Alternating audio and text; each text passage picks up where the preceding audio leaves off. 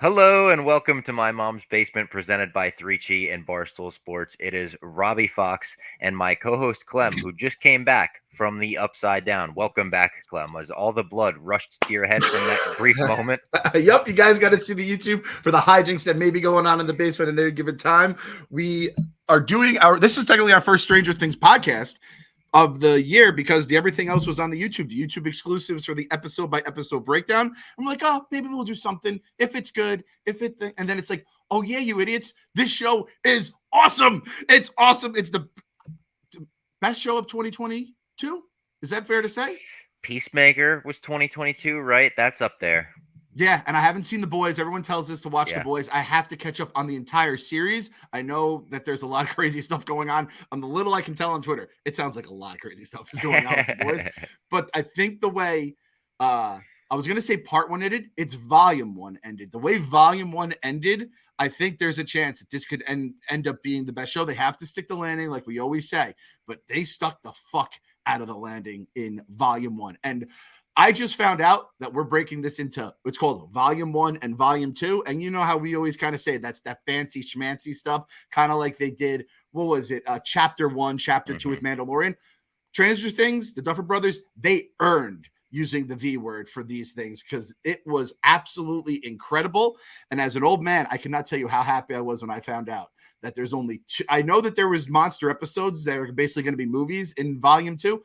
I could not be happier. It's only two, though. I'm excited for the content. I thought I was like, man, 4th of July week, I'm going to come out of it looking whiter than I did before. And just beside watching Stranger Things, I'd be the upside down for the entire 4th of July break. Nope. Turns out we got two monster episodes that were set up by a hell of a volume one, Bob. A hell of a volume one. What's the first thing that comes to mind when you think volume? Like something that's called volume? For me, it's Kill Bill. Oh, yeah. You know what? That's probably it. Is Use Your Illusion? Is it volume one? Yeah, I think it is. Or Use Your Illusion 1, Use Your Illusion 2. Go on Spotify, see what it's listed as. Use Your Illusion one, so yeah, you're right. It's Yeah. not, there's no volume there. Actually, you know who it is for me? If it's not that, it's Jay-Z. Because I grew up volume one, volume two, volume three, volume four. So definitely look at Clemmy music over here. Clemmy tunes living in the musical world. And what was yours? Kill Bill. Kill Bill, yeah. Yeah, that's what I think of right away. Crazy shit. And for anyone that's listening, we said we're gonna get KFC on for the preview podcast. He's on vacation. He's in the Upside Down. Yeah, he's in the Upside Down. He's trapped. I if he's with his kids, he is really in the I think I'd rather we were trying to like flicker on, like I was like trying to do the trick with him, and we couldn't get in contact with him. However, we went to the well and got ourselves an absolute gem of a guest here. Coming up later, we're gonna do a death pool draft with our guy, the king of the drafts, the king of the dog walk. Not the dictator, not the R word. We're not going to say that because we're Ed heads here. Eddie is coming this is on. A bad look for us. Both wearing red right now. Oh, no. But we're going to have our guy, Eddie. I know I've always known he's a horror movie fan. He talks about it on the dog walk all the time. And I said, hey, man, have you watched Stranger Things? He's like, I want to do the large impersonation. Oh, Clem, I'm going to start watching them. And then he watched him. He's like, I loved season 4. He's obviously seen the other ones. And I was like, who better a person to come on? We were going to do us, Eddie, and KFC for a death pool. We're going to do the three of us, a little 4-round death pool, who we think's going to die in volume 2, because that's kind of where everyone's talking. But I mean, before we get to where we're going, we have to talk about where we've been, because again, absolutely awesome television so far.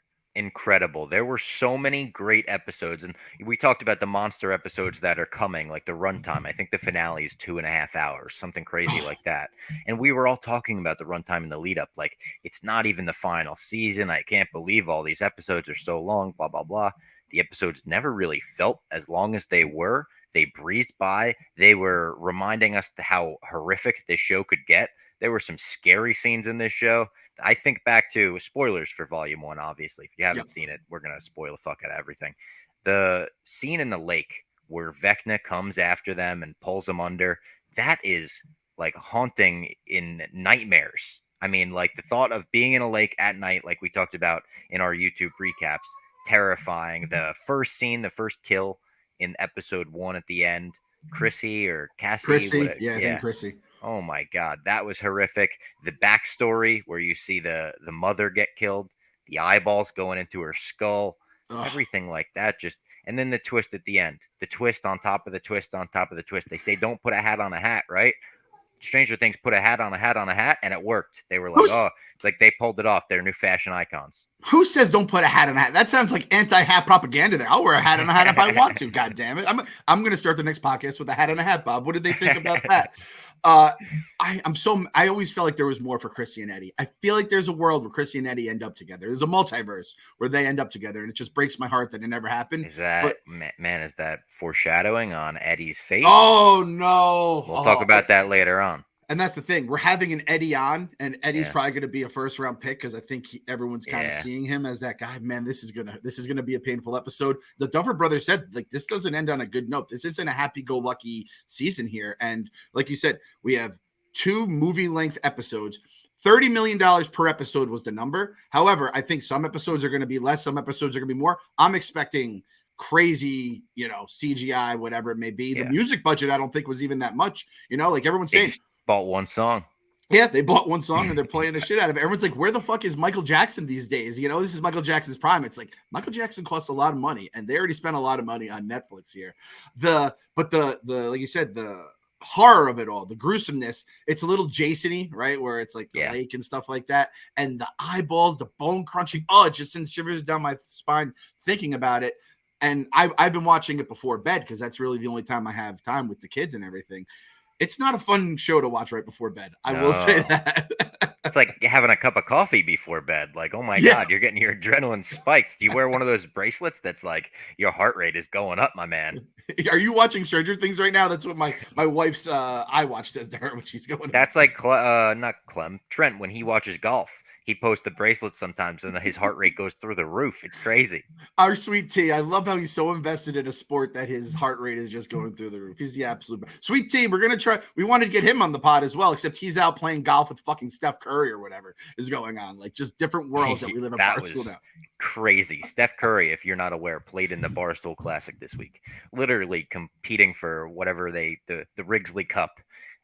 Steph Curry took a sip of Pink Whitney, threw it in the trash can like he shot a 3-pointer, and was like, it's better than not bad. It's dangerous. I mean, make that the commercial. They could make that like a Tiger Woods Nike commercial. Iconic. That is an all-time line. They've already made a shirt out of it. That's all you need to know is how good of a line it was. Yeah, it's dangerous. Yeah, on the back.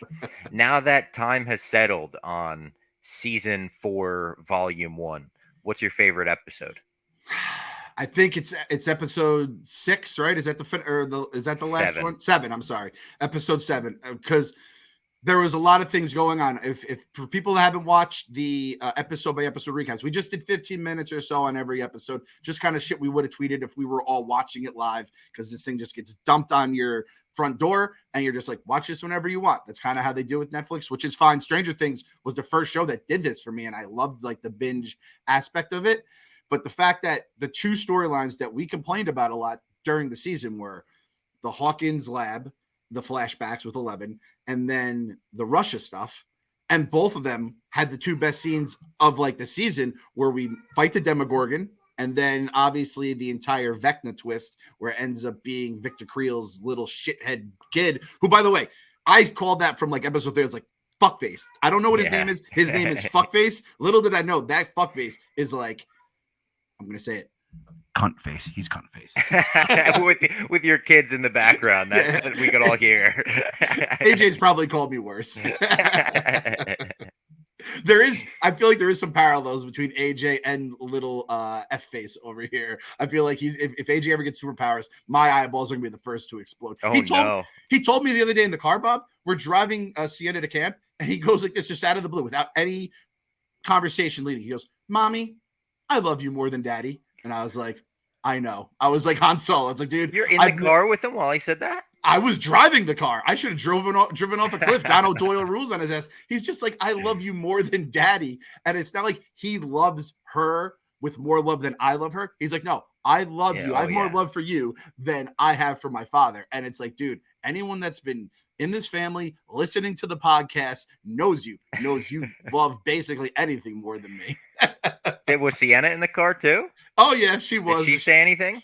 like she was just like she is so used to him just being rude. She just looked over his like mouth like on the floor. Like, what do you, like if you we all knew it. You don't have to say it though, man. Come on. So again, there's a little bit of it's Victor Creel. What's the kid's name? Do we know the kid?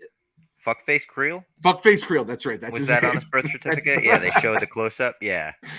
And Creel himself, as we mentioned in the YouTube recaps, if you weren't aware, is played by the same actor that played Freddy Krueger. There were a lot of homages to Nightmare on Elm Street and the whole series in this season and kind of the gruesomeness of it. So they gave him a little shout out there. I thought that was cool. And he was also, with all due respect to him, one of the most disgusting parts of the season. The crustiness of his eyes. That's right. I forgot that I did how much would it take you to fuck Victor Creel's eyes? That was hypothetical. We threw around the YouTube. Got weird. Got a little horny. The weirdest kind of horny you can have is when you're talking about Victor Creel's eyes. Let me ask you though, Bob. Was your favorite episode, episode 7 as well, or was there another episode that got in there? It was. We talked a lot about the running up the hill episode. I think it was episode 4 maybe, where it looked like Max was maybe going to die. And I really did like believe it. They got me hook, line, and sinker on like, I think we're about to say goodbye to Max this season, and they're about to turn the stakes up. But her surviving, her seeing the memories of all her life, her friends and everything in that moment, the use of the song is tremendous. I really thought that episode was very close to the finale. If they didn't land the finale as well as they did, it was like if they were in a plane, they did a fucking barrel roll and then landed in the finale, and everyone was like, "Oh my god, this was amazing!" Started an applause for him, you know. But the running up the hill episode was still like Sully landing on the Hudson. It was like, all right, yeah, that was amazing. That's Kate Bush's favorite episode because she went to #1 on the iTunes charts. So she's making so much money too. She owns like all of the rights on that song. Really? Have you seen that? Yeah. I didn't know she that. She wrote it. She produced it. Like she owns the songwriting credits. I think she put it out on her own record label. So it's like she's making more money than ever on that song all these years later. I love stories like that. I was like, imagine telling Kate Bush in 1986, hey, listen, a horror show 36 years from now is going to be the reason you're #1 on the iTunes charts. You know what she would have said? What the fuck is iTunes, dude? Yeah. But it again, like even in the finale episode, I love the fight with the Demogorgon because I said it's kind of like a gladiator feel to it and all that kind of stuff. However, the Max storyline, Max has only been around for a season and a half, and she's just as much a part of the crew in my mind. I love her just as much as basically I love all the boys. So, and even Erica's grown on me a whole lot. She was like the whiny, annoying sister. She's grown on me with Lucas over the last. In that first episode, she was great when they brought her into Dungeons and Dragons, the Hellfire Club. Which are those shirts still on sale? Those shirts are still on sale. We are already sold out of XL and 3XL, but I'm telling you guys, get them. I don't know when the C&D may drop, but get them now. I'll throw the link in the description. Yep. We also have new Stranger Things shirts. Yeah, the My Mom's Basement store on Barstool Sports. We have we have the pizza shirt is my favorite. Maybe my favorite shirt we've ever put out. Like with that Nathan Hurst did with the pizza guy in the back, the Demogorgon. That was all the beautiful mind of the multi-Hearst right there too. I'm gonna throw them up on the YouTube now for people that want to see the shirts. We got a tie-dye one, which is fucking just beautiful. We have the Hellfire Club, and then we have the pizza one. So I think we're 3 for 3. This is gonna help keep the basement lights on right here, right? So I'll pop up the tie-dye one is like a stoolie Vecna too. Look at that. Yes. It's a Stoolie Vecna. It's out of the ilk of the Captain America Thanos shirt and all that kind of stuff. So if you're like a guy that likes to root for the heels in shows, kind of like Clem, AJ, boom, look at that Vecna. And I love the little stars around them. They're all have scared. Those, like shocked faces. Yeah. Yep, it's incredible. The multi-Hearst does it again. Shout out to him. Yeah. All right. Another thing we got to talk about is the trailer to Volume 2, because we got our first little peek at it maybe a week or two ago, and it's a very good trailer. The use of running up that hill into the Stranger Things theme and the crossover of it in this, tremendous. The Stranger Things theme also has become iconic very quickly. That's like one of those songs. Yes. All over TikTok. It's all over, videos everywhere that aren't even Stranger Things related at this point. People are doing covers on guitar, keyboard, all that kind of stuff. Very cool to see a theme become iconic in just a few years. I thought this trailer was awesome, though. Seeing Eddie with that guitar shredding is like, oh my God, is he about to shred Vecna to shreds? No, Little Bob double Fox shred dad joke. action there. That was not bad. People actually did dissect. I don't know if you saw the TikTok, his finger placement on the fretboard and the F sharp power chord that he's playing. I think it's an F sharp. It's either an F or an F sharp. And they know what song he's going to be playing. I don't know if I should say it on the podcast. Is that like a spoiler? All right, everyone, skip ahead 15 seconds if you don't want to know the song, because I want this. By the way, this TikTok was like the epitome. It's like the 100 out of 100 of Bob Fox algorithm, where it's nerd stuff and music combined. So, and wait till you hear the song, because it's right up my alley. And it's like a 100 out of 100 pick. I'll say that. Go ahead 30 seconds, everyone, because I'm going to have a take on what Bob's thought it is. So, Bob, give us the thought of what song it is now. Master of Puppets, Metallica. Okay. So that's interesting, because I thought it's going to be one of Nancy's songs to rescue her from the upside down. He's going to play songs to get her out, of it, and kind of wake her up. He's too metal for that shit. But that's too metal. And Nancy gets down. She don't get down like that though. I love that someone actually went to a TikTok and looked at the fucking chords. That's fucking God bless you. My guess for this scene, since I don't have the musical knowledge, he's gonna bite a head off one of the bats that come flying and that was attacking. That's a great guess. And shout out to Ozzy too. I just saw he had what everyone was calling a life-altering surgery, and I think he's doing well after it. But I don't know what that means. They just kept using that terminology. So best wishes to Ozzy, and best wishes to Travis Barker. He's in the hospital too. Fucking A. What a unknown disease with him. I'm like, what the fuck does that mean? Not good. No bueno. Yeah. All the best. No bueno. Ozzy also has a new album coming out. He just put out a new single. His last album was awesome. It was unbelievable. But like, they got a group of basically Ozzy super fans that are amazing musicians together. Chad Smith from the Red Hot Chili Peppers plays drums over the whole thing. There's like Dave Navarro, I think, plays guitar on a track.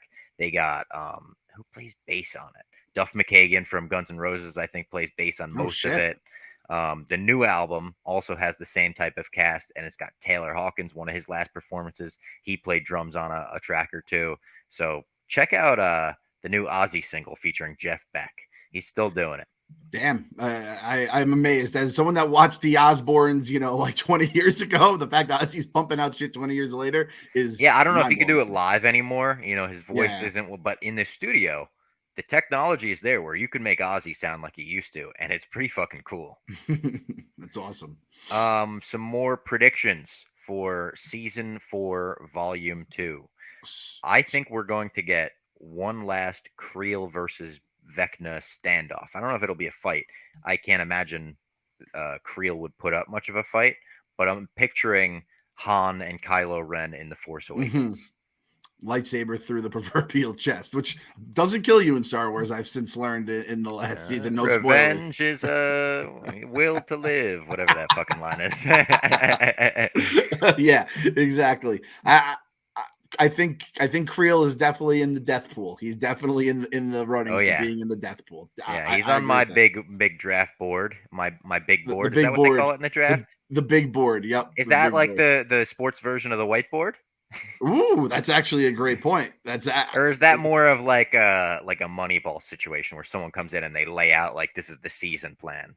No, it's just kind of your board. You shift it around too based on how they look. Whenever a guy throws a football 80 yards in shorts, you move them to the top of the board as you have to. A tall white, as Coley would say. So, shout out Coley. Yeah, shout out. We got to get Coley in the basement soon too. He would be a great guest. We want to get some more guests this year. That would be great. Yeah, if you guys tweet at us or do whatever or comment in the YouTube who you guys want in the basement, because I think like Kevin, I think was a layup. I think the Clancy boys.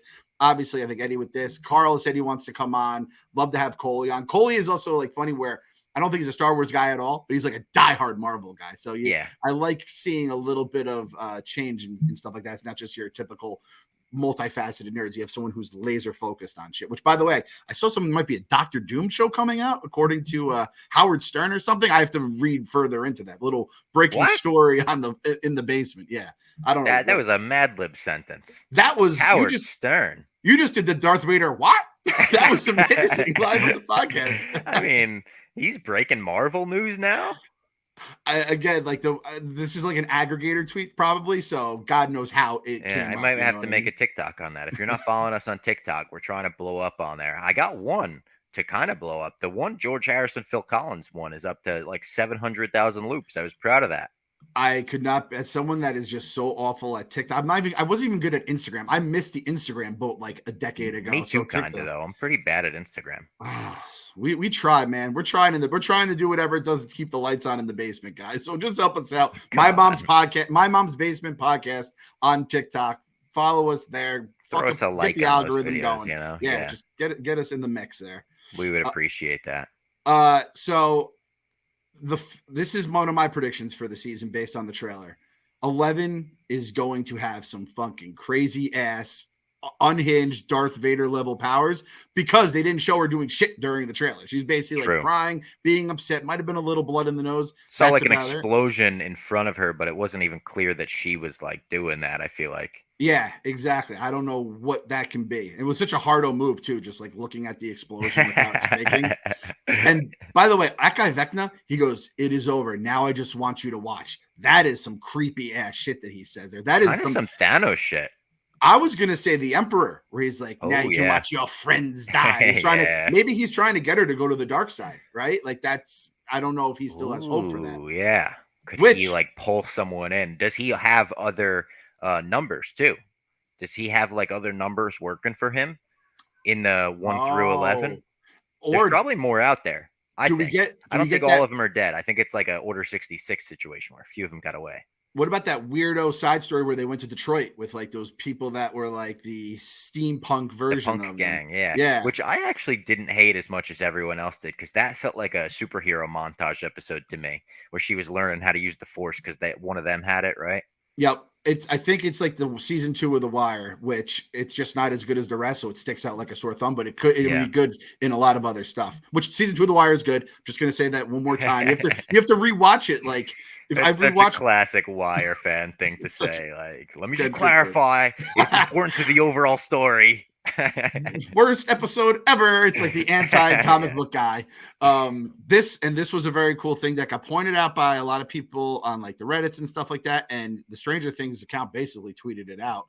Our guy Vecna here, him and 11 showing down at the Hawkins lab. And if you look, 11's rainbow has red on top and goes to purple, where his rainbow is purple on top, red on the bottom. So the Duffer Boys are in their bag right now. Look at that. That's brilliant level shit. And that's like, look at that shot. That shot overall is just brilliant. The dead kid in the background, them using the powers against each other, the upside down thing, the lighting. That's like the whole season has been shot like a movie basically, and it shows through everything like this. Now that you mention it, and for people who listen on the podcast, I know this isn't great radio, but on the YouTube it does make a little more sense. We're getting a little imagery in here.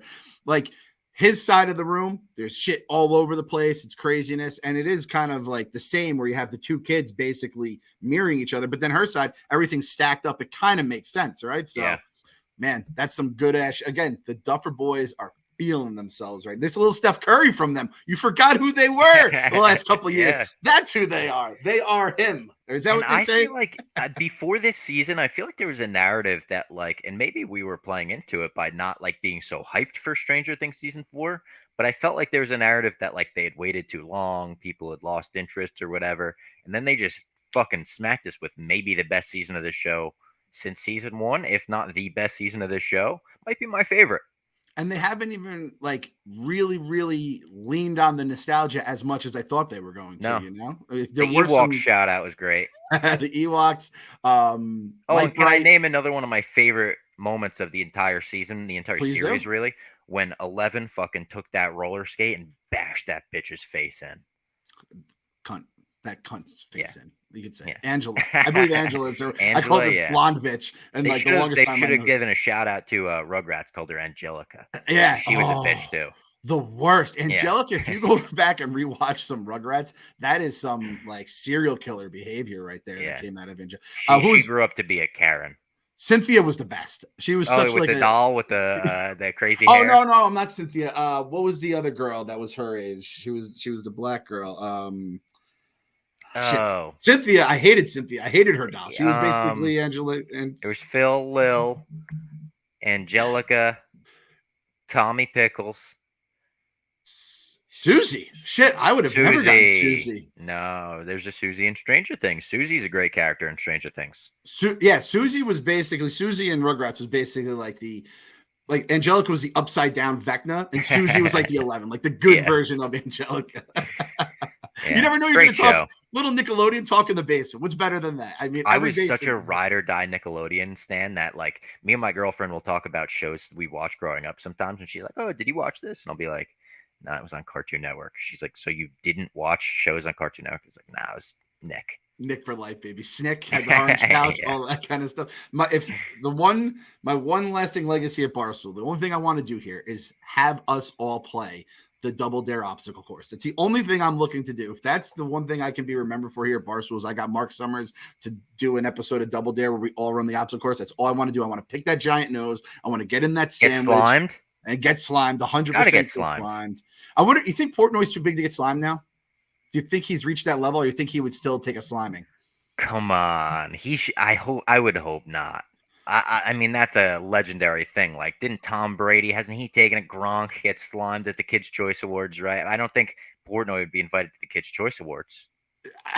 I don't know. Yeah, I don't know about that. I'm gonna leave that one there. But yeah, if like everyone says like Kevin always says, Dave has gone full Presidente. If he ever turned down sliming, like there's still good in him. He's like Vader. I still sense good in him. Yeah. I don't. But if you turn down a sliming, By the way, that's watch the end out behind you. You might be hitmen, either landscapers or hitmen. that's AJ. So yeah, Hitman. Okay. Is the answer. Family Hitman. Oh, and another prediction that we talked about in the YouTube recaps, and I know that you wanted to bring up about the guidance counselor. Yes. So the guidance counselor here. So we have a sus list in Stranger Things, and there's one person on the sus list now that basically everything else we think has been revealed for the most part. And that sus list is Miss Kelly. We talked about it during our YouTube recaps. However, something else was brought to light to me on Reddit, and this is what it is. Miss Kelly, you sus ass bitch. You're a guidance counselor. I know you're dealing with troubled kids, and those are the kids that are probably more likely to visit a guidance counselor. And Vecna preys on someone that would be visiting a guidance counselor, working through stuff. But look at this picture of her. Her necklace, she has a clock on her necklace. That is Vecna fucking territory. Like we just showed you with that little rainbow picture. The Duffer Brothers aren't throwing shit around for fun. They're letting you know this bitch. It's like a clock with a key, maybe. She's the key to getting Vecna, like maybe the upside down. Sus as a motherfucker, Miss Kelly, you fucking sus bitch. Incredibly sus. I think that is definitely going to come to light in Volume 2. I am no doubt thinking they're going to go back to Miss Kelly and the whole thing, and she's related to it somehow. I don't know how she'll be related. Is she like in love with Vecna or something? She's writing him letters like he's fucking Manson. What's the what's the woman from Loki? That's the Sylvie? Revna, or no. The she was the head of the TVA. Oh, fuck. It's bad that we don't remember that. Yeah. It's our boy Waldron's show. I was just at the TVA. Head of TVA. I'm getting Something with an R. something that is not from the TVA from Loki. Cast. Ravonna Renslayer. I'm getting big Ravonna vibes from her. And I called Yeah. Ravonna sus from day one as well. And turned out I was pretty fucking right about that. I'm feeling the same kind of vibes from Miss Kelly here. I don't know how she's involved with Vecna, but I have no doubt in my mind she is Vecna. And again, if the Duffer Brothers saying this season ain't ending all happy, it's not a good ending. It might be a little Empire Strikes Back, which is basically the best case scenario, right? Empire Strikes Back, Infinity War. It's the second to last installment of this isn't a trilogy, obviously, but this could be the second to last season, followed by, which is going to be it. I'll tell you right now, season 5, we're doing full-blown podcasts every fucking day. Yeah. I'll do one every minute of the show if they keep this shit up. Yeah, let me ask you a question. I know we're going to do the death pool in a second with Eddie, but do you want them to kill Vecna at the end of Volume 2? Because in my mind, I think he's such a good villain that he could probably be the final villain for the show in season 5 and everything. And maybe you give him the A New Hope spin out in this one. Mm-hmm. Or like you said, the Empire Strikes Back. Maybe he gets one over on our heroes in this one, and we go into the next season like, and they're in the Upside Down or something crazy like that. Hawkins has become the Upside Down, and they have to turn it back or whatever. I kind of want Vecna to survive. I don't think I'd be super mad if they killed him off, but it just seems like, how do you get bigger than like 1 after going 11 and whatever? Yes, I'm 100% with you. I had him like pretty high in my death pool rankings on the big board. However, I'm like, you then would have to spend either the rest of these episodes or the beginning of season 5 building up the biggest bad, the final boss, the Bowser, whoever you want to call it. I think we're already there, and I kind of want him to stick around. And again, there's probably something that is pulling the strings with Vecna. Maybe there's an Emperor to his Vader, but I hated his ass when he was just a regular ass human working at a lab. Yeah, I can really hate him as he's a monster killing or messing with some of my favorite characters on television right now. So I'm with you. I hope he sticks around and is the big bad the rest of the season. Whether or not that happens, we'll see. But I think it's going to happen. I definitely think it's going to happen. All right, before we get into the death pool with Eddie, let me tell everyone about the exclusive ticketing partner of Barstool Sports, Game Time. Game Time is a ticketing app that makes it much easier than ever to score last-minute deals on tickets to sports, concerts, shows, whatever you want to go to, whatever you would buy tickets to on all those other ticket sites. I was going to say one of them, but I'm not even going to give them the time of day. Not here. And they guarantee the lowest price. They crack the code on how to score last-minute tickets to anything you want to go to, like I said. And the biggest last minute price drops that you usually can be found on like other sites, they'll be cheaper on Game Time. So make sure you download the app. You go to the account tab, create a login, redeem code MMB for $20 off your first purchase. It says, what was your first concert in the ad read? For me, it was Bon Jovi, Giant Stadium, Have a Nice Day tour. What was your first concert? My first concert was Aerosmith in Jones Beach. Yeah. Yep. And then I actually brought it up. I did a tweet about it because they had talked about it on the dog walk with my guy Eddie here. And I got so many great responses. Frank the Tank's first concert, ready for this one? Heart at Citi Field, because it was after a Mets game. So he didn't see a concert until 2015, which I'm guessing he was, in his 40s for. So Frank the Tank, not a big music guy, it turns out, or just not a concert guy, has never seen it. And the crazy thing about that is, to this day, it haunts me that I didn't get to see Heart at Citi Field because I had to go to a graduation party, and it's like the perfect time. I don't talked about that before. Yeah, I don't have to go to a whole Heart concert. I could just get like the hits, see a Mets game and whatever, and it didn't work out. And my guy Frank the Tank saw it as his first show. And a little breaking news here. I'm not going to say it because the kids are running in the background and the wife might be around. Her birthday present, I'm getting her tickets to Backstreet Boys through Game Time, and she's taken Sienna, who they are now So my wife is the biggest Backstreet Boys fan I've ever met.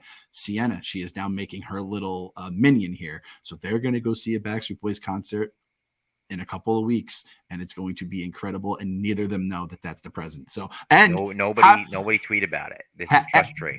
Ask me how I bought it. I bought it at Game Time, and I used the MMB code because that's what I do. I'm a company guy. You guys, I'm keeping the basement lights on. You guys are keeping the basement lights on. We've had a few people reach out and say, hey, listen, I got it. They show us the thing. I got the thing, and they're trying to help us out. So we truly appreciate it. And I mean, you guys see all the videos out there, like through all the Barstool people. You get sick tickets. I say, live the Stu Feiner life without the Stu Feiner bank account.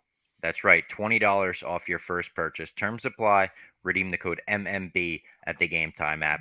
Download Game Time. Last minute tickets. Lowest price guaranteed. Now let's get into our death pool with Eddie. Perfect timing. Look at this. Oh my God. He just joined. I was going to pause, but he was right on time. That was unbelievable, Eddie. Let it roll. Let it roll, baby. How are we doing? Good. How are you guys? Great. Welcome to the basement. This is your first time on. I can't believe it's taken this long, but we were just saying we want more guests for the year. You're the perfect guest for this episode, and hopefully we'll get you on a few more times. I'm excited. This is, you talk about nerding out. This is the shit I like to nerd out over, so I'm excited to be here. Thank you for having me in the basement. Great first appearance opportunity. I was telling Bob, because I kind of how I started with you. I was like, Eddie, I know you're a horror guy from all the dog walk, which again, dog walk. If you're listening to this podcast and listening to dog walk, you've done something backwards. As I have like kids running around outside, Eddie. Sorry about that. I'm living the upside down here. So you're a big horror movie guy, though, in general, right? Yes, big horror movie guy. And it's weird because I wouldn't even say like Stranger Things got that horror until this last season, in my opinion, at least. and then obviously the nostalgia, and it's just a good show. So you've been in on this pretty much since day, like you were in it as we all started binging throughout the years, and you just caught up on season 4. Before we get into the death pool, which again, gotta have the king of the drafts on. And hey, 2 heads here. Don't worry about the color of our shirts right now. That's just honestly a coincidence. I swear we didn't plan this out. Give us some Eddie thoughts about the last season, how everything wrapped up here. It was great, man. I honestly, I really liked season 3. I'm just, like you said, Clem, the nostalgia. I'm a sucker for a good mall. Like you said, if you listen to the dog walk, I talk about it consistently. And what they did and the teasers they put out with, just a subtle of, Steve and Robin working at the ice cream shop. I really liked that one. And it was good because they kind of followed that up. And that was a very serious season, obviously, Billy died and everything like that. But it's like they really cut out the BS. It felt like now it's like, all right, hey, we want to like take this thing to another level and be considered like a great, in my opinion. So I thought it was a great season 4. And it fits with like the kids growing up too, I feel like as they're getting older, they're getting more serious with the seasons and they're getting more gruesome. Like this one we were just talking about took a lot of Nightmare on Elm Street inspiration from that series and everything, and they even put the guy who played Freddy Krueger in it. And it's like those scenes, the Chrissy scene in the first episode, the eyes popping back into her head, the bones snapping, breaking. We said the lake scene when they get pulled under, terrifying, like all of that stuff. So it's been a brutal season. And even we said Victor Creel's eyes, the crustiness, how much would it take to fuck him? It's like, you ever seen Shallow Hal? Oh, yeah. That's with the conjunctivitis or whatever it was. He had that shit, dude. Tough.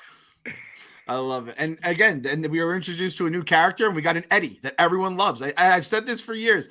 If you're named Eddie, you're just like predisposed to just be a wonderful person. Our guy Eddie here, my daughter's first bus driver is Eddie. He was an absolute delight. And Eddie, I'm scared where he might go in this draft. We're not going to say any names, but just because this draft is coming up, I feel like he's one of the Barstool Sportsbook doesn't have him living, a life, I think, here right now. If we're gonna, Bob, should we do like a Barstool Sportsbook after this is done? Maybe we'll do some odds about who's gonna get got in the final season. Maybe a TikTok or something. Yeah, that'd be a good one.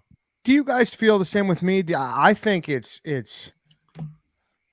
comfortably at least in the consideration of the best Netflix show of all time. Oh, now, yeah, right. I think so. Like I think the way this season's been going, and the hysteria over it, and how many people have been watching it. I don't know if it'll ever reach, because it's a different kind of subgenre, because it's kind of a children's thing. So I don't know if it'll ever reach like Sopranos, Wire, and all that, but I don't know, man. It's pretty damn close in my opinion. And when you're like a part of, I feel like, the nerd culture, when you go into a hot topic nowadays and you look at the wall of t-shirts or the racks of clothes, there's like Stranger Things everywhere. This is like a legit phenomenon. And it helps, I think, that in some way it does cater to some kids, because the kids can watch it with their parents and the parents can like the nostalgia and they could like the brutal aspects of it, but the kids could also laugh at Erica or some of the ridiculous like jokes that they make and stuff. So it's like interesting to see it become kind of like the new Game of Thrones in a way, not in the terms of everyone talking about every week, but like that's what's on the racks on TV on TV racks and everything like that now. I'm looking at this as like one of the sites I go to whenever I'm doing my dog walk, like looking for things just to throw on my big board. And I'm looking at Ranker here of just like best Netflix shows. It's, Stranger Things, Punisher, which I've never seen, Ozark. I know I haven't watched that. A lot of people like it. Lucifer, Narcos, BoJack Horseman, Orange is the New Black. I know that was big for a couple of years. The Arrested a lot of those shows trailed off too, though. Yeah, and I feel like this one's getting just as strong here. House of Cards, that one kind of fell off at the end there. So I think you could almost call it right now. But again, you said the GOT word. You need to stick the landing, or at least don't crash, burn, and fucking everyone dies in the fire landing here like they did. So we talked about great Eddies. I'm just curious, Eddie, who are your top 3 Eddies? Obviously, Eddie Murphy's really strong. Mm-hmm. It's upsetting that the Knicks movie Eddie that always stuck with me forever, and it's a shame. It's a shame. So she does not make it. All due respect. Trying to think of Eddie Murphy's a good one. Eddie Murphy's obviously he's Eddie top Van 4. Halen comes to mind for me. Eddie Van Halen's guy hung up on his manager once when I was an intern at Howard Stern. Yeah, On it was a tough purpose? day. Yeah, it was a tough day. Oh no. Wow. Rest in Yeah. peace. Yeah. Eddie, he's not Eddie Sheeran is not Eddie Murray. I was gonna say he's a quiet guy, but he just fucking put up numbers. Eddie Vedder. Eddie Vedder's Eddie good. Vedder's a good one. Yeah. Very good. I'm blanking on my Eddies. For some reason I right know, now. I know an Eddie you loved. I know Who? you were an Eddie George guy. You might. I guarantee you Oh. had an Eddie George. Did you have an Eddie Oh. George jersey? Oh yeah, I had the powder knew blue it. Oilers I that I fucking wore knew to football practice. That's a very good one. Eddie Jones was great too. Yes. You know, Forgotten. He could stroke it. He was great. I'm blanking on my other Eddies though, but I'm looking at a list here. There's really not a lot of good known Eddies, but I think we kind of got the big ones down, and then Eddie Barstool's right there alongside all of them. And Eddie the bus driver. Eddie the bus driver is whether it's Sienna's Eddie or any Eddie in the world. I'm guaranteeing it. 10 out of 10 experience every single time.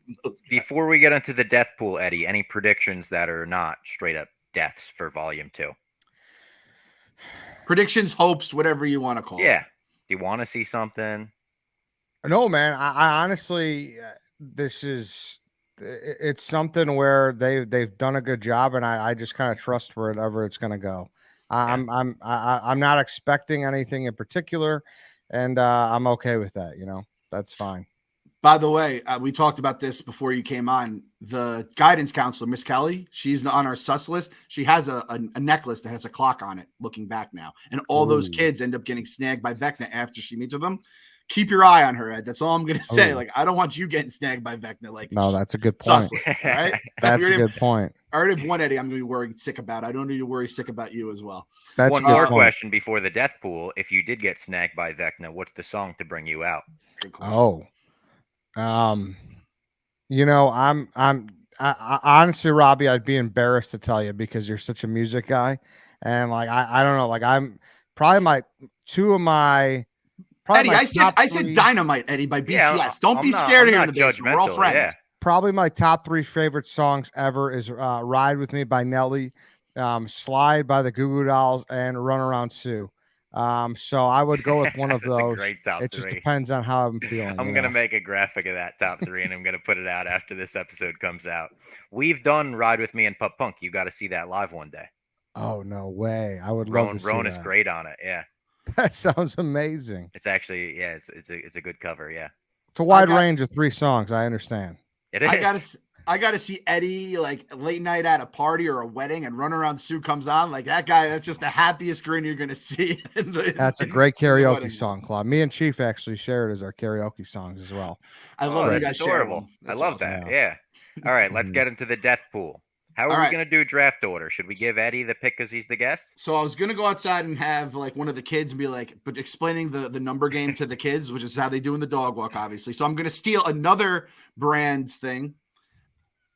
And we're going with the wheel here. Oh, we have a wheel. Clem made a wheel. I don't know if this is the wheel, but it's a wheel that I found online. I think we're streaming on YouTube. Right? I think it is the wheel. Yep. So we're going to click here. And then obviously if you get it, you can choose what pick you want, straight dog walk style, because we have the dog walk king with us today. And if you're listening on the podcast, it lands on Clem. All right. He probably rigged the wheel. The wheel is just, Bob. Don't you act like the wheel is not just. I'm looking at my big board here. It's like, all right, we're gonna go 2. Didn't see that one coming. Oh, okay. All right, so this one we're going for a pick for the next pick. Robbie or Eddie, spinning around. It's that same sound of the wheel. It has to be the wheel. Oh, and it lands on Eddie. What do you want, Ed? 1 or 3? Can I ask a question? Of course. Yeah. As being, usually the commissioner, people ask me and I'm like, I don't fucking know. So if you don't know, it's okay. Now, is this everybody or are we just talking main characters? Everybody, I think.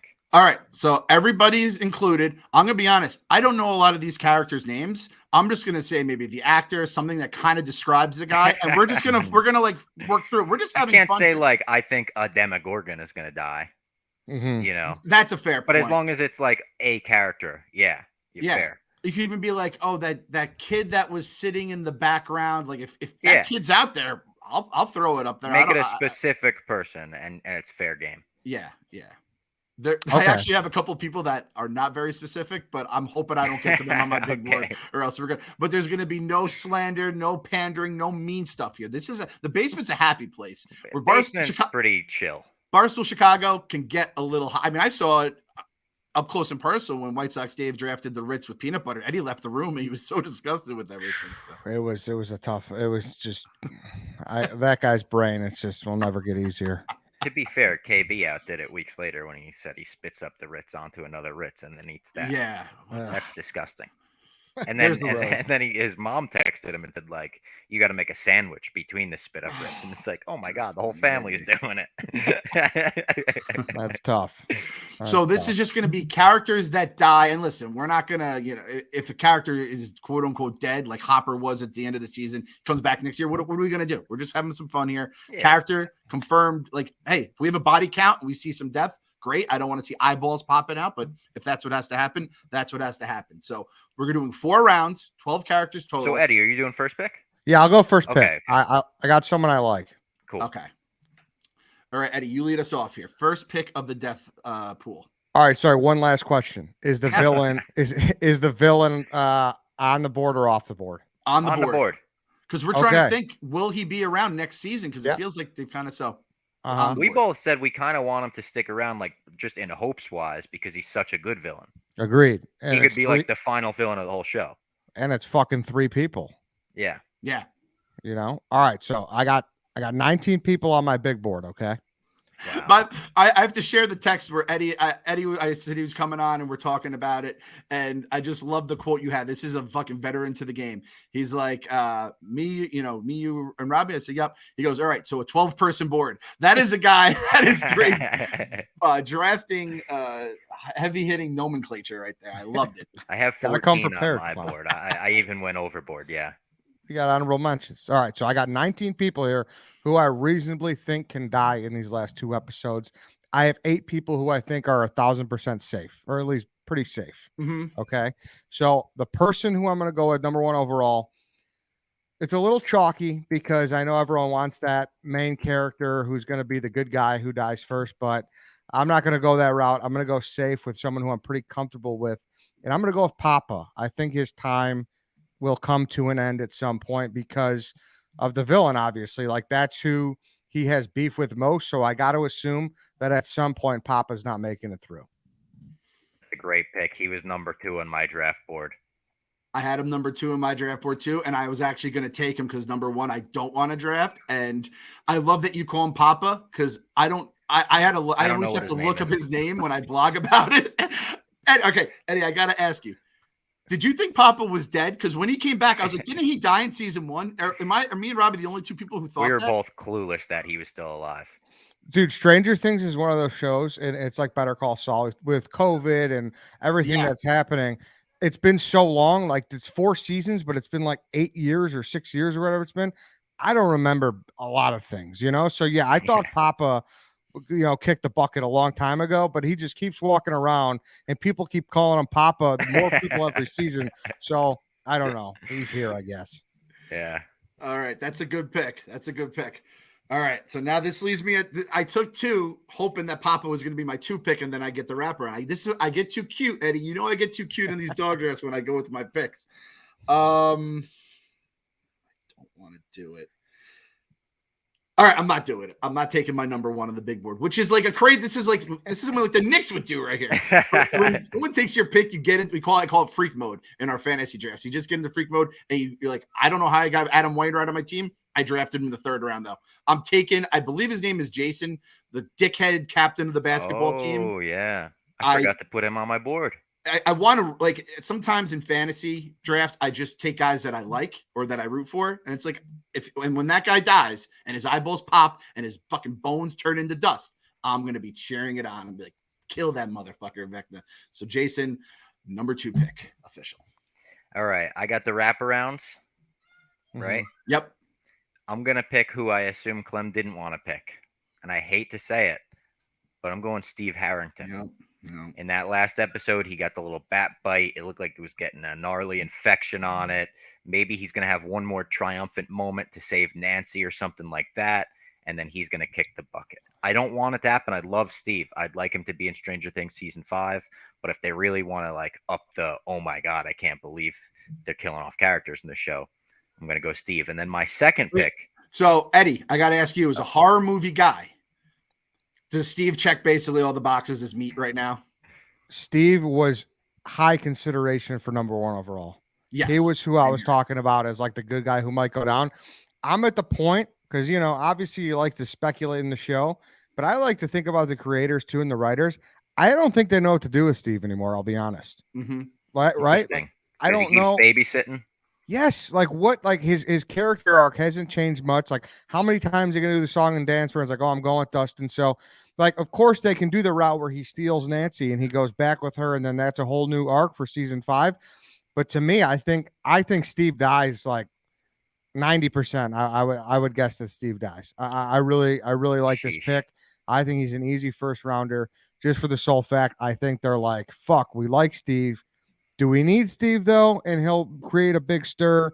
People will freak out. It'll cause some buzz. I think that's a tremendous pick. That's smart too. It's kind of like when, again, this is my dozen partner right here on Team ZD. You're playing the writers like we play Jeff Lowe. It's like this is a Jeff D. Lowe. How would he ask this question right here? That's a great point. And listen, I can't believe that I just passed on picking Steve in a death pool, because I've been wishing for his death every single day since he put on the cameo of the movie theater. Nancy Wheeler is a slut. Nancy Wheeler is my fucking love of my life.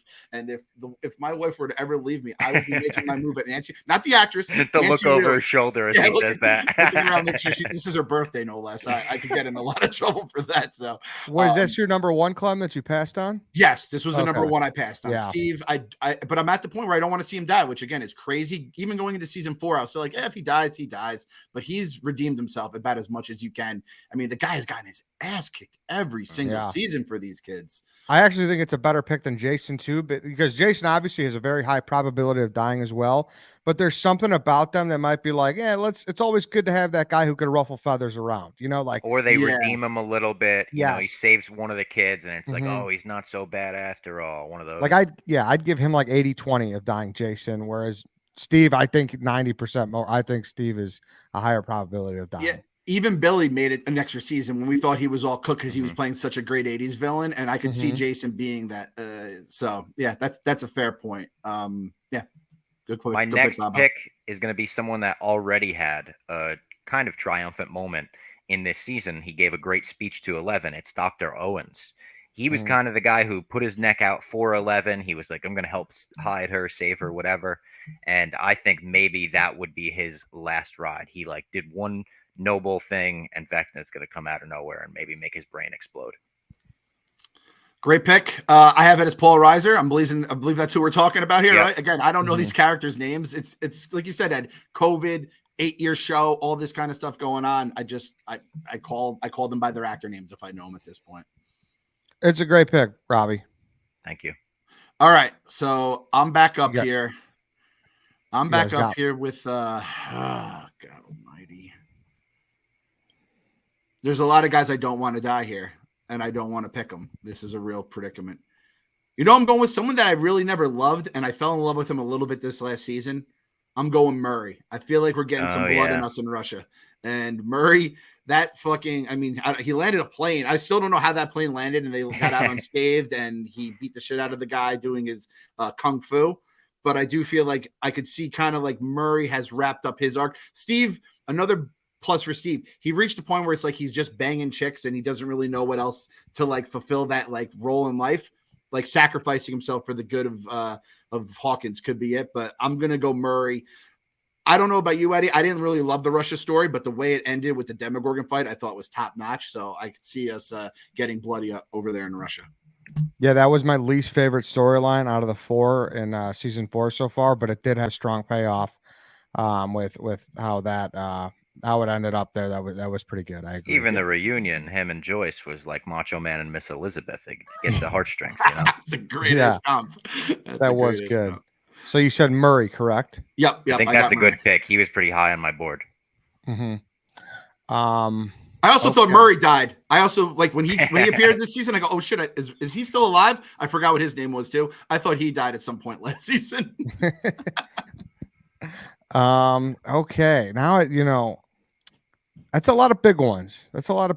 And I think if you keep going big here, I think they're pretty bold, and I'm not comfortable with that in the second round. So I'm going to go someone who is almost kind of a throwaway. That honestly, it's a risky pick because he may never reappear. But in these kind of shows, assholes seem to get what's coming to them, one way or another. And I think the director Hatch, the guy who runs the insane asylum, something about him, he's seen enough trauma where Vecna Oh. can come for him, where he could be like an early, let's keep the plot moving and show how bad Vecna. He's a jobber, he's a squash Yes. match. And Yeah. that's what I'm feeling here with director Hatch. A good pick. That's kind of like one that I wouldn't have put on my draft board. Yeah, But I could also see that happening. You're kind of thinking like a writer. Give the bad people what's coming to them. yeah, and like I said, I mean, we may never see this guy again, so it's Yeah. risky, especially in the second round. I don't love it, but I think a lot of the good stuff is been taken. I think from here on out, it might be a little bold. Yeah. But all right, it's to me again. I'm gonna go with Officer Powell. Is that one of the sheriffs? Yeah. Yep. The head Okay. sheriff. And they've been around since like episode 1. People were going back, and I was like, oh shit. So Officer Howell here. Powell, yeah. Howell.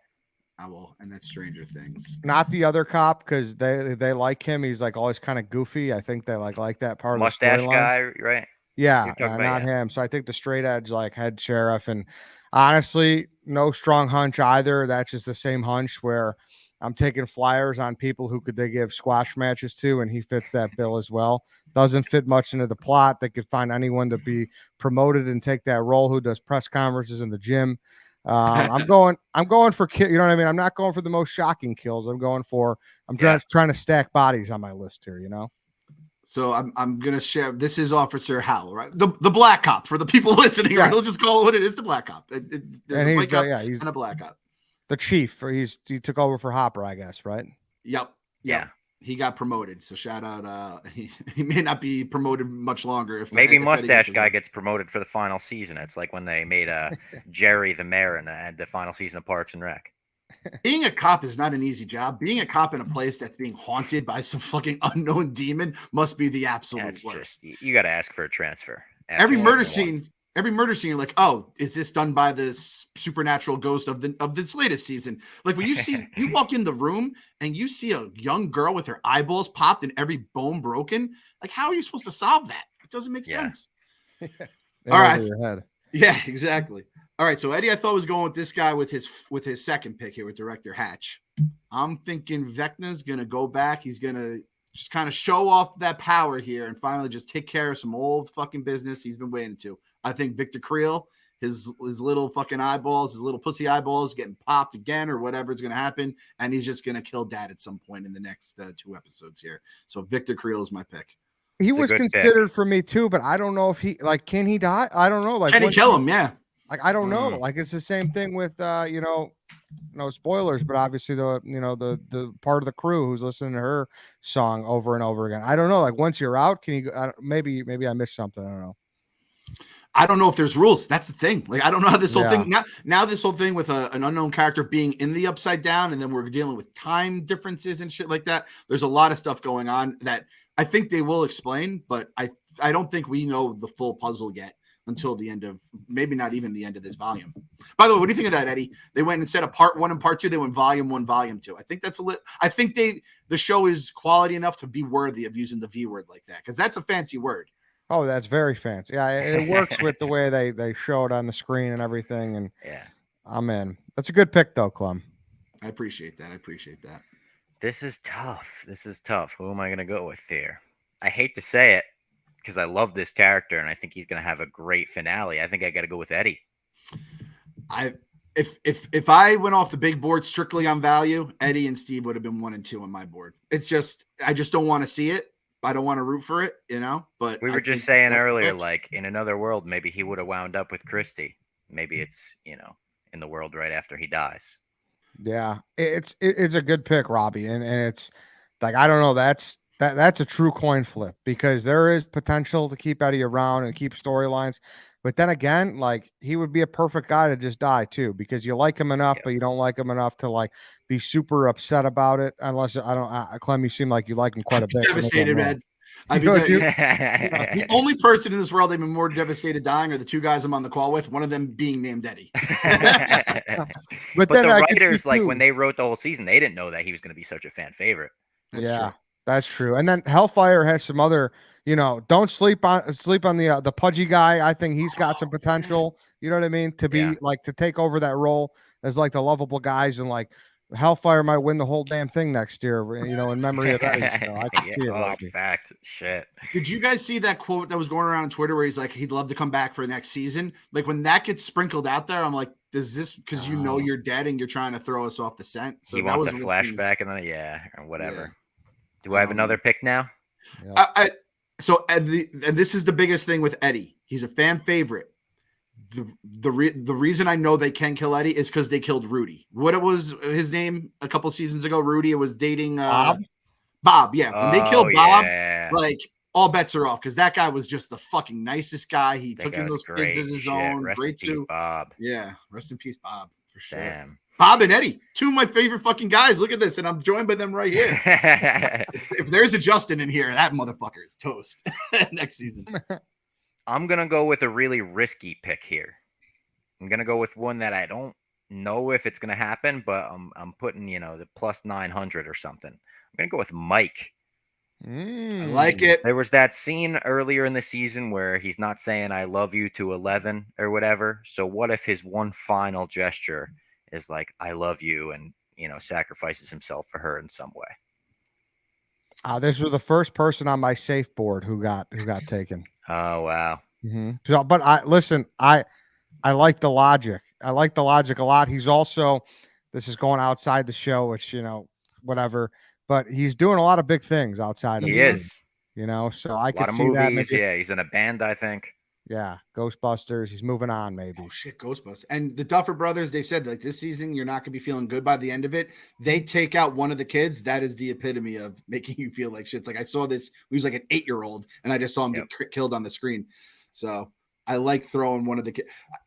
I don't want to do this mid draft, and again, don't want to get chirping from anybody on the panel here. So would you guys be fine if we did 5 full rounds? Because I think we have enough left, yeah. and that mirrors the dog walk 5 rounds. I just think there's so many good names on here as we go along. I'm like, man, people are going to think we're like taking it almost too easy, but that is a monster, Bob. That is a monster right there. I think they'll probably keep the whole main cast alive for the final season. That's the smart pick or whatever, but they could really up the stakes if they don't. I'm with you.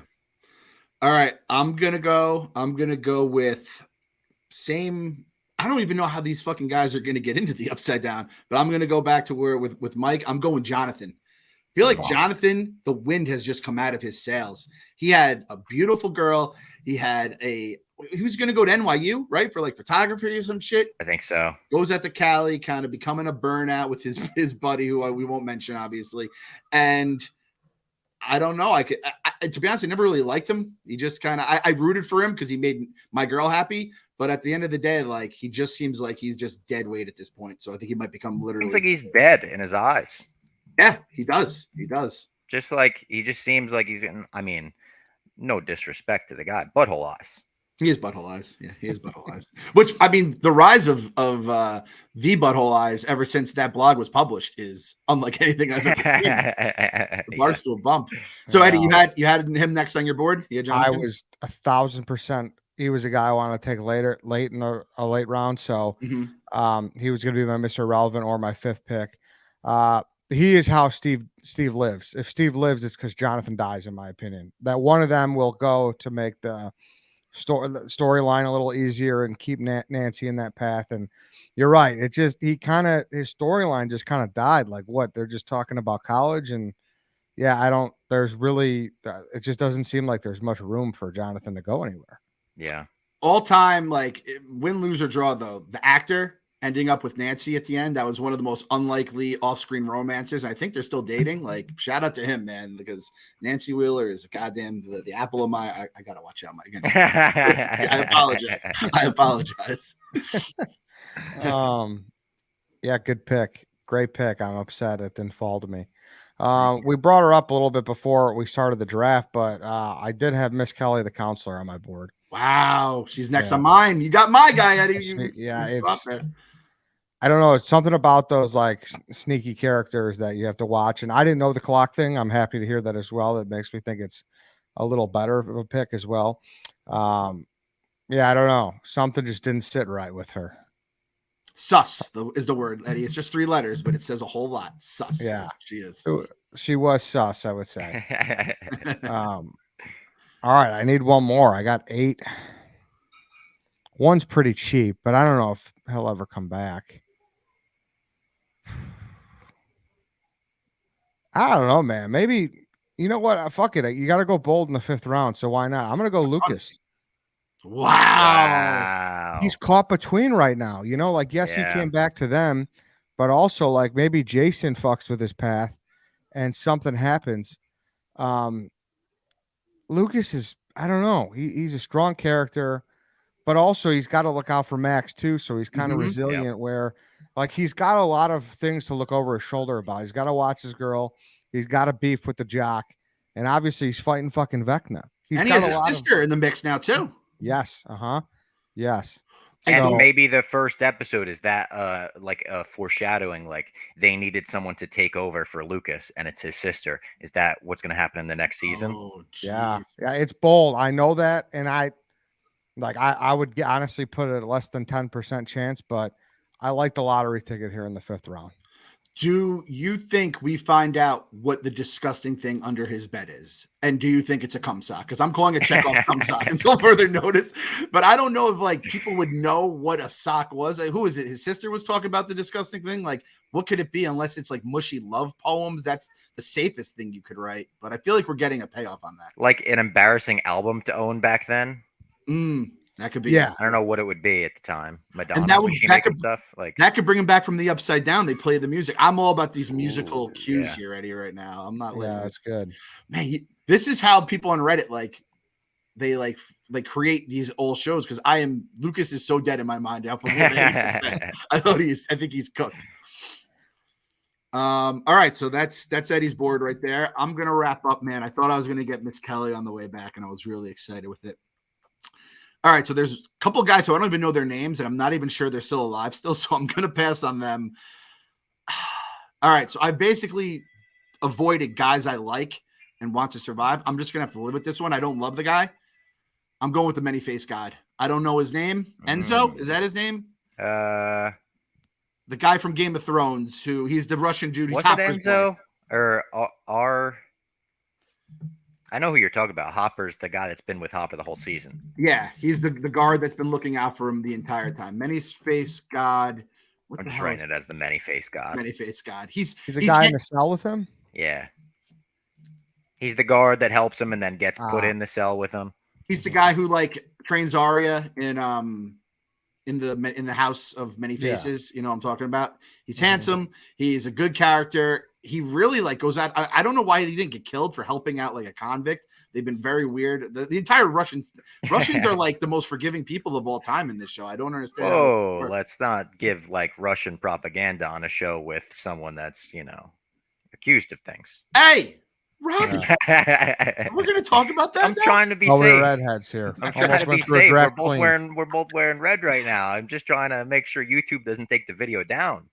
The Duffer Brothers always are like so like real and fair to the 80s, but the Russian guys never showed any kind of like kindness, and they have just like let everything off the hook with Hopper. He like killed like 10 guards. He should get the axe right on the spot. I know he'd have faced the Demogorgon. Anyway, many-faced god. That's my pick. I still don't know his name, so no one here knows his name. Basically, is what we're saying. No. As long as it's not just me, that makes me. I mean, there you go. The Russia storyline wasn't that strong this season. Yeah, it was tough. My final pick. I think you're gonna hate, Clem. I got to do it. I'm going with Nancy Wheeler. No, Bob.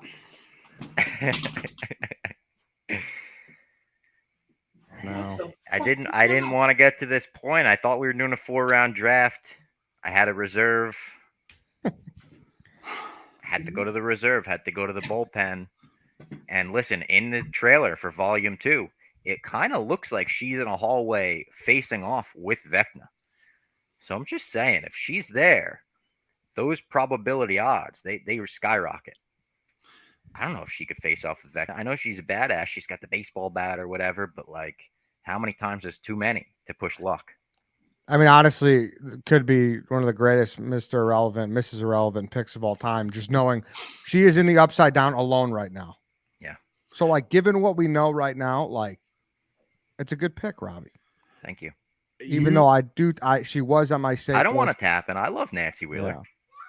I'm going to say this because I just saw my wife come down the stairs and it's her birthday. I'm going to say this very quietly.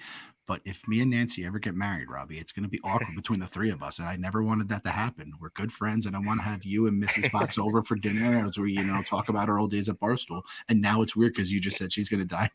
But however, as someone that works for a company that is going to be owned by, a sports book, like, it's already like it's aggregate. It's like 3-0 right now. Nancy's down. She's in the upside down. She packs that thing just like Aunt Beru. Like she has fucking weapons experience. I also think they showed her out of the upside down in the trailer as well. So I feel like think so. That was when she was like facing off with that. It almost looked like she was in a school or maybe the asylum or like where 11. I don't know. It was like a white hallway and it was like her and Vecna. And I was like, that's not good for her.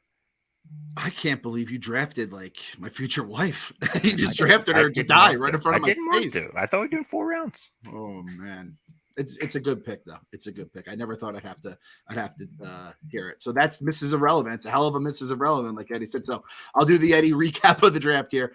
We got Eddie, Papa, Director Hatch, Officer Howell, Miss Kelly, Lucas, me, Clem, Jason, Murray, Victor Creel, Jonathan.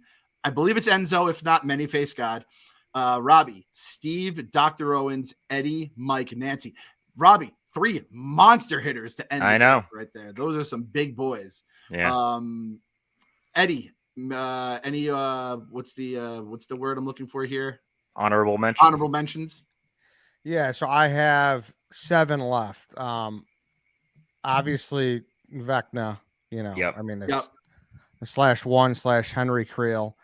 I have Yuri, just because it was a botch mission, So Yuri's still alive. That's right. I forgot. Yeah, exactly. He's tied up with duct tape on his mouth, but I feel like we may never see him. Argyle, but on my list. I hope not. Yeah, they'll probably keep him around. That would be fucked up if they killed Argyle. But it was fucked up when they killed the dude who loved Slurpees last season, right? And like he was kind of the Argyle. He was pretty innocent, and Argyle seems very innocent. Yeah. This one I didn't take him because I thought it was cheap, but Agent Wallace, the guy who's held hostage right now, and they're beating the secrets out of him, like that guy's on death's door already. Like, They're beating the secrets out of him. They're beating the secrets out of him. Some brutal torture tactics when they put him in that like metal thing and just heated it up. Awful. Crazy. I have just government guys and like the guys who are beating the secrets out of him, as well as the guy getting the secrets beat out of him. I didn't know any of their names, so I couldn't draft any of them. But I think like they might all die because that's an 80s trope too. The government, the military would always come in and fuck up the entire situation, the FBI as well. And they always make things worse than when they started. And then they usually all end up getting killed by the villain in the end. So that's a great call, Eddie. Mm-hmm. And then 3 left. I have Will. I just, he's another guy that's kind of what's always his fighting painting? for a storyline. I keep thinking, are they going to reveal his painting at the end? And people are thinking, oh, is he going to like come out as homosexual or something like that? What if it's like something fucked up from the upside down and he's like painting crazy shit and it's still in his brain because he's got the slug in his mouth from season 1 or something like that? I always thought it was going to be, so we keep bringing back the painting from Todd in Wedding Crashers, and it's Vince Vaughn with the, leaves around his dick. And we keep saying maybe it's going to be Michael that he's drunk. Maybe it's like Vecna and him and Vecna hooked up in the upside down. And so yeah, that could be something there. Will was my one kid that I had as a potential target there, Eddie. So I like that. He was on my board. He's been suffering for a while too. And he kicked off this whole fucking upside down nonsense. Yeah. Exactly. He has ties and he's never safe. And then I just have 2 left. I have Joyce just because I don't, who knows? I had her on mine. Winona for the idiots like me that can never remember names. Yeah. And then my last one, I had 11. Whoa. Wow. That would And be that's- explosive. I'll be honest, that's solely because Millie Bobby Brown. I feel like you never know what's going on with True. her. She's got like manager situations, and she's rumored to be on for Star Wars for $18 million or something Saw like that. Yeah. Maybe she's just like, I'm out, but that's a very bold It'd one. be a I'd big say. blow to the show for the final season, not to have 11. It would. Yeah. It would. I feel like they would do the Alex Cooper deal with her, where if she leaves, it's like, listen, you don't have to come around, go work, do the field days with us, and just let us sell merch. Just let us do something here, Millie, and we'll keep 11, and you come in for the series finale. But that would have been bold. But yeah, it's like her and Vecna. I think that's even more so like Vecna, where it's like if they kill 11, holy shit. Mm-hmm. Bobby, Rob, who was your honorable mentions? I think we covered everyone on my list, actually. Like looking down the list. Max, I had actually was the only one. Like she came close to dying this season, though, so I don't think they'd go back to the well on that. I think she's safe. Just like, and that poor mother, if she loses a stepson and a daughter, or I don't know which one, the mom and the dad, who's the kid, I forget all that stuff, but like that family losing both their kids, that would be fucked. I have a few. So I was trying to think of a Wheeler, and I didn't want to go with Nancy because who the fuck would trans Nancy Wheeler? I don't think Mrs. Wheeler would go. By the way, necklace. Speaking of necklaces, if you guys noticed, have you guys seen Mrs. Wheeler has a pussy necklace? She's had it for seasons. She wears it. It's like a little, like it looks like a puss. It looks like a vagina, and it's like it's basically like you buy it from the store, and it's like a vagina. It's a little. The alleged clit is there and everything. It's a whole bunch of stuff. It's graphic. So Mrs. Wheeler has always had like she's a little girl. edge to her. Yeah, exactly. Leave the stopwatch at home. Please do. And I think Eddie drafted Mike Wheeler, but I think Mr. Wheeler could get got because he's kind of been the comic relief. I could see that would be where they zag, where we think they're going to zig. I don't know if Robin would go, but she's kind of on that chopping block and being a little disposable.